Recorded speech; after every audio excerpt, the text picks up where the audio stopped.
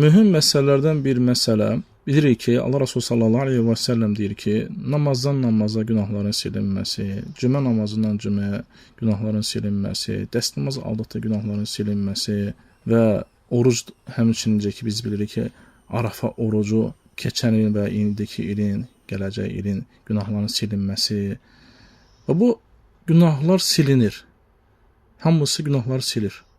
Yaxşı, namaz da sildi və dəstəmaz günahı sildi.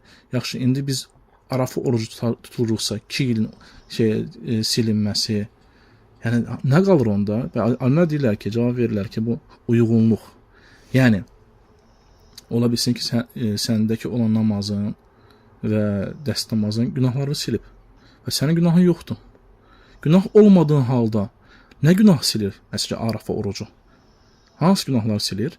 Və alimlər gətirirlər ki, oradakı artıq cavab odur ki, bunu etməklə sənin üçün əlavə həsənət, savab yazılır və əlavə olaraq dərəcələrin artır.